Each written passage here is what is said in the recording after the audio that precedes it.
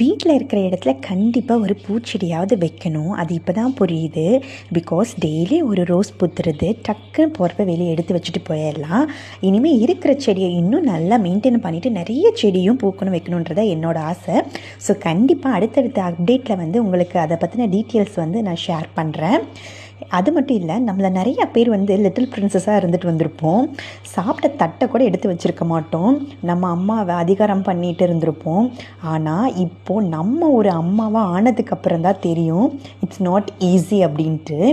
நம்ம இது மட்டும் இல்லாமல் எல்லாத்தையுமே மெயின்டைன் பண்ணுற மாதிரி இருக்கும். எதுவுமே தெரியாமல் ஒன்றுமே பண்ண தெரியாமல் ஆஃப்டர் மேரேஜுக்கு அப்புறம் எல்லாத்தையும் கற்றுக்கிட்டு தப்பாக பண்ணி என்ன பண்ணணுன்னே தெரியாத மாதிரி இருந்து இப்போது எல்லாத்தையும் மெயின்டைன் பண்ணுற அளவுக்கு நம்ம பெற்ற ராஜமாதாவுக்கே டஃப் கொடுக்குற அளவுக்கு வாழ்க்கையும் ஃபேமிலியையும் நல்லா பார்த்துட்ருக்கிறது எவ்வளோ பெரிய விஷயம் இல்லை? நிறைய லேடிஸ் வீட்டையும் பார்த்துட்டு வெளியே ஒர்க்குக்கும் போகிறாங்க. அவங்களுக்கெல்லாம் மிகப்பெரிய ஒரு ஹேட்ஸ் ஆஃப்.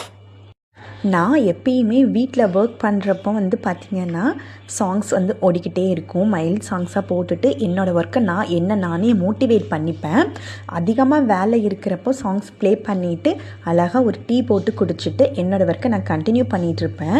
அந்த ஒர்க்கை முடிக்கணும் அப்படின்னா அன்றைக்கி கண்டிப்பாக முடிச்சே ஆகணுன்ற ஒரு மோட்டிவேஷனோட தான் அந்த ஒர்க்கையுமே நான் பார்ப்பேன். கிச்சனை எப்படி இருந்தாலுமே சரி, நம்ம இருக்கிற இடத்த அழகாகவும் நீட்டாகவும் நம்ம மெயின்டைன் பண்ணாலே போதும். நம்ம இருக்கிற இடம் எப்போயுமே ப்ளசண்ட்டாக இருக்கும். அது என்னோட அனுபவத்தில் நான் கற்றுக்கிட்ட ஒரு விஷயந்தான். எனக்கு எப்பயுமே ஒரு பொருள் எடுத்தால் அந்த இடத்துல ஒர்க்கு முடிஞ்சதுக்கப்புறம் வச்சுருவேன். அது மட்டும் இல்லாமல் மார்னிங்கும் ஈவினிங்கும் சரி வீடை நீட்டாக க்ளீன் பண்ணி கூட்டியுமே விட்டுருவேன். அப்படி இருந்தால் மட்டும்தான் வீடு கொஞ்சம் பீஸ்ஃபுல்லாக இருக்கும். என்னுடைய ஓன் பிஸ்னஸையும் சேர்ந்து நான் பார்த்துக்கிறேன். எல்லாத்தையுமே நான் தான் மெயின்டைன் பண்ணுறேன். நிறைய ஹவுஸ் ஒய்ஃபாக இருக்கட்டும் அண்ட் யங் ஆண்டர்ப்ரனராக இருக்கட்டும், நிறையா பேர்த்துக்கு இந்த வீடியோ கண்டிப்பாக ஒரு மோட்டிவேஷனலாக இருக்கும்.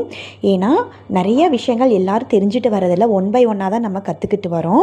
ஸோ நானும் அப்படித்தான் இன்றைக்கி ஒரு ஹவுஸ் ஒய்ஃபாக ஒரு நியூ பிஸ்னஸோட ஓனராக இருக்கிறது ரொம்ப பெருமையாகவும் ஹாப்பியாகவும் இருக்குது. ஸோ உங்களில் எத்தனை பேர் இப்படி இருக்கீங்கன்னு சொல்லுங்கள். அப்படி இருந்தீங்க அப்படின்னா கமெண்ட் செக்ஷனில் கண்டிப்பாக எனக்கு தெரியப்படுத்துங்க. அடுத்தடுத்த வீடியோவில் இன்னும் நிறையா விஷயங்கள் அப்டேட் பண்ணுறேன். உங்களுக்குமே ரொம்ப மோட்டிவேஷனலாக இருக்கும். தேங்க்யூ.